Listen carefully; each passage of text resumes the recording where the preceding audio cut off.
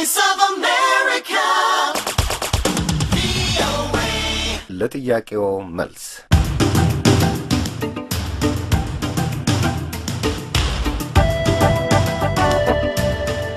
የዛሬ ለጥያቄው መልስ ኢትዮጵያ ውስጥ ሰሞኑን በሚሰማው በእስልምና ዙሪያ ያለው ጉዳይና በአወሊያ ትምህርት ቤትና በመንግስት መካከል ባለው ንግግር ላይ ያተኩራል።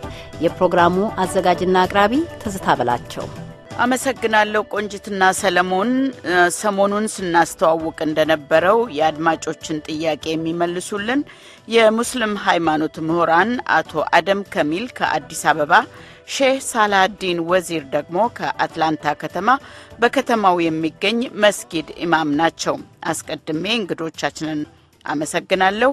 በዚህ ጉዳይ ላይ ጥንቃቄና ምክር አዘል በሆነ በአድማጭ አስተያየት እንጀምራለን። እንደምትሰምታችኋል ቪኦኤዎች፣ እኔ የዘወትር አድማጫችሁ ዘይነብ መሐመድ ነኝ ከነቫዳ። ውድ ቪኦኤዎች፣ በሀገራችን ዋነኛና ሰሞነኛ ዜና ስለሆነው እስልምናን በተመለከተ ጥቂት ማለት ፈልጋለሁ። የኢትዮጵያ መንግስት የፖለቲካ ትርፍ ለማግኘት ሲል በሀገራችን ብልጭ ድርግ የሚል የነበረውን የዋሃቢነት አስተምሮ በሩን ወለል አድርጎ ሲቀበል ከመጅሊሱ በስተቀር ከመሃል አዲስ አበባ እስከ ትናንሽ ከተሞች ድረስ በዋሃቢዎች እንዲወረር አድርጎ ዛሬ ችግሩ አሳሳቢ ሲሆን ከእንቅልፉ የነቃ ይመስላል። አንድ ነገር ማለት ፈልጋለሁ። አወሊያ ኮሌጅ እንደ ፓኪስታኖቹ የእስልምና የስነ መለኮት ትምህርት ቤቶች የአሸባሪዎች መፈልፈያ ከመሆኑ በፊት አስተምሮቱና ትምህርቱ መፈተሹ ምንም ክፋት የለውም። መጅሊሱን በተመለከተ አሁን ያለው መጅሊስ ለሙስሊሙ የቆመ ነው ባልልም በዋሃቢዎች እንዲያዝ ግን መፍቀዱ ብሔራዊ ችግር የሚያስከትል አደጋ ነው። በተረፈ ቪኦኤዎች ይህንን ችግር በተመለከተ ጥንቃቄ ስለተሞላበት አቀራረባችሁ አመሰግናችኋለሁ። በቅድሚያ አዲስ አበባ ላሉት አቶ አደም ከሚል እድሉን እሰጣለሁ። የኢትዮጵያ ፌደራል ጉዳዮች ሚኒስቴር በቅርቡ አወሊያ የተባለውን የሙስሊም ትምህርት ቤት ያስተዳድር በገንዘብ የሚረዳ የነበረው ድርጅት ከአገር ያስወጣው ከአረብኛና በሃይማኖት ትምህርት አሳቦ አክራሪነትና ጥላቻን ያስተምር ስለነበረ ነው ብሏል። እና ከአድማጫችን አስተያየት ጋር ተያያዥነት ስላለው ስለ መጅሊሱ ስላነሱት ጥያቄ ወደ ኋላ እንመለስበታለን። እስቲ በመጀመሪያ በዚህ ላይ መልሶን አቶ አደም ይስጡን፣ መሰረታዊ ሁኔታውን ያስረዱን። ቢስሚላሂ الرحمن الرحيم እንደሚባለው አይደለም። አወሊያ በህገወጥ ይሄን ያስተላልፋል ተብሎ አይደለም አገልግሎቱ የድርጅቱን ይሰናበት የተደረገው። ሀገራችን ውስጥ እንደሚታወቀው የውጭ እርዳታ ድርጅቶች በብዛት ነበሩ። ክርስቲያናዊ ድርጅቶች ወይም ሌላ እምነት ተከታይ የሆኑ ከ4000 በላይ ነበረ። እስላማዊ ድርጅቶች ደግሞ ወደ 6 ደርሰው ነበር በሀገራችን ደረጃ። አሁን በአዲስ አዋጅ ፍትህ ሚኒስቴር በኩል የበአዲስ ምዝገባ በሚለው በወጣው መሰረት እያንዳንዱ የውጭ ድርጅት በአዲስ መልክ እንዲመዘገብና መመሪያ እንዳዲስ ተደንግጎ ወጣ።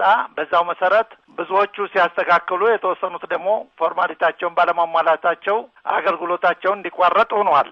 አወሊያ ግን ከዚሁ አንጻር ያላሟላ ስለሆነ በተለይ ባሊ ሲራጅ መሐመድ በአሁኑ ጊዜ የንግድ ሚኒስቴር ምክትል ሆነዋል። በዛን ጊዜ ግን የምዝገባ ቦርድ ሰብሳቢ ነበሩ። በሳቸው ትዕዛዝ ፎርማሊቲያችሁን ያላሟላችሁ ስለሆነ አገልግሎት መስጠት አትችሉም በሚለው በዚሁ መሰረት ነው እንጂ አክራሪነትን ያመጣሉ ተብሎ አይደለም ውሳኔ ተሰጣቸው። እንዳውም ውሳኔው እዚህ ፊቴ ላይ ተቀምጦ ደብዳቤውን እያየሁት ነው።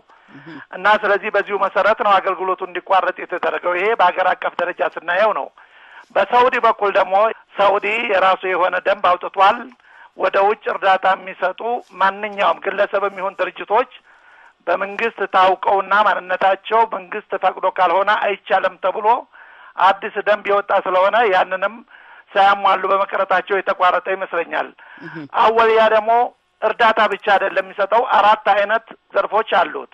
አንደኛ የትምህርት ክፍል አለው። የትምህርት ክፍሉ በትምህርት ሚኒስቴር ስር ቁጥጥር ስር ያለ ነው። የእርዳታውን በእርዳታ ማስተባበሪያ ስር ያለ ነው። የመዋለ ህጻናቱ በማህበራዊ ጉዳይ ሚኒስቴር ስር ያለ ነው። ክሊኒኩ በጤና ጥበቃ ሚኒስቴር የሚቆጣጠረው ነው። ስለዚህ ያ በራሱ የሚንቀሳቀስ አለመሆኑን ልንገነዘበው ይገባል። ትምህርት በአረበኛ ቋንቋ ይሰጣል። አስተማሪ ከውጭ መጥቶለት አይደለም። ኢትዮጵያኖች ናቸው ሲያስተምሩ የነበሩት። በድርጅቱ ውስጥ እንደ ኃላፊ ተመድቦ የነበረው ምናልባት ሳዑዲያዊም ቢሆን ግን ማኔጅመንቱም አስተማሪዎችም በሙሉ ኢትዮጵያኖች ናቸው። ቁርአን ያስተምራል፣ ሐዲስ ያስተምር ነበር።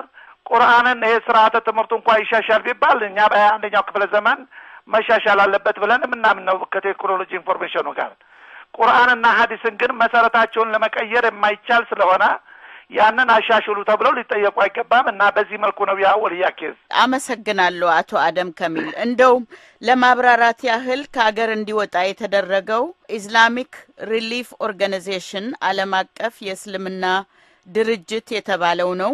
ፌደራል ሚኒስትሩ ሲናገሩ ወሃቢያ የተባለውን አክራሪ የእስልምና ዘርፍ ነው የሚያስተምሩት። ይሄ ደግሞ ጥላቻን ይዘራል ነው ያሉትና በዚህ ዙሪያ እንግዳችን ኢማም ሼህ ሳላሃዲን ስለ ወሃቢያ ምን የሚነግሩን አለ?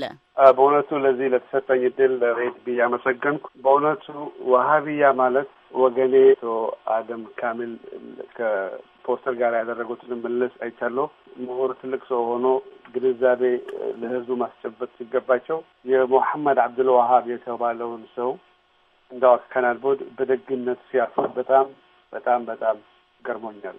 ሙሐመድ አብዱል ወሃብ የተወለደው በ1111 በአረቢክ አቆጣጠር ሂጅሪያ በምንለው ሲሆን የሞተው በ1206 ሲሞት እድሜው ወደ 92 አካባቢ የነበረ ሰው ነው። ዛሬ ከሞተ 227 ዓመታት አልፈዋል። ይህ ሰው በጣም አደገኛ አስተምሮት የጀመረ ህዝበ ሙስሊሙን የበጠበጠ የዛሬ ችግሮች በአባትነት የምታይ ነው። ካስተምሮቶቻቸው መካከል ኢቭን ክርስቲያኖችም የሚያውቁት አባታችን አደም ወገኔ ስሙም አደም የነቢያችንን ያቀፈ ያንን ነብይነታቸውን የሚጻረሩ ትምህርት ያላቸው ሰዎች ናቸው። ነብይ አደም ጽፈው መጽሐፍ الإيمان بالأنبياء بجملتهم በሚባለው መጽሐፍ በገጽ 15 ለጥቆ ነብይ አደም ብሎ ክደዋል። ይሄም የህዝብ ሙስሊሙ እምነት የሚጻረር ነው። ኢጅማዕ አልኡማ አቡ መንሱር التميمي البغدادي በተባለው كتابቸው التذكرة الشرقية የሚባል أجمع المسلمون وأهل الكتاب على أن أول من أرسل من الناس آدم عليه السلام. مسلمون ህዝብ ሙሉ even the people of book they all in agreement መጀመሪያ የተላኩ ነብይ አደም ናቸው። ይሄንንም የካደ ሰው ነው። የነብያችንን አስተምሮት ነብያችን በصحيح ابن حبان በ8ኛ ቮሊዩም በገጽ 24 ሰይዳችን በሰሃቦች በአቢ ኡማማ ተጠይቆ يا رسول الله نبيا كان آدم قال نعم مكلم ነብይ ናቸው ብሎ ነብያችንንም ያስተማሩትንም የረገጠ ሰው ነው። አስተማሪቶቻቸው እዚህም አልበቃም። ህዝበ ሙስሊሙ ዛሬ ችግራቸው የዋሃቢዝም በኢትዮጵያ ብቻ ሳይሆን በመላው ዓለም ነው። ዋሃቢዎች የሚባል የለም ስሎ አቶ አደም ሲናገሩ ገርሞኛል። ይህንንም ስም እኛ ሰጠናቸው። የገዛ የሙሐመድ አብዱል ወሃብ ወንድም እንዴት የታሪክ ተመራማሪ ሆኖ እንደተዘለሉት በእውነት አልገባኝም። 100 የሚሆኑ ዓሊሞች አጠቃላይ ህዝበ ሙስሊም ዑለማ መጽሐፍ ጽፎ ከሼሃችን አብዱላህ በፊት የዚህ ሰው የትምህርት ቅጥፈት በይፋ አውግዘዋል። ይህ ሰው አስተምሮቱ በወቅቱ የነበሩ የመካ ትልቁ ሙፍቲ ዘይን ዳህላን የተባሉት አንድ እውር አይነ የሌላቸው በገጽ 76 ላይ መጽሐፋቸው ምን አሉ? الدرر السنية في الرجع الوهابية አንድ እውር አይነ የሌለው ሶላት አዛን ከተደረገ በኋላ الصلاة والسلام على رسول الله ስላለ ይሄ ወንጀል ነው ብሎ ገለዋል። በአገራችንም በመፍረጃ የተጨበጠ ግድያቸውና ጭፍጨፋቸው አላበራ። ሶማሊያ የሚያዩት ጉድ ይሄው ነው። አድማጮች ለዛሬ የጥያቄው መልስ ዝግጅታችን እዚህ ላይ ተካለላል። ነገ እንመለስበታለን። እንድታዳምጡ ከወዲሁ እንጋብዛለን።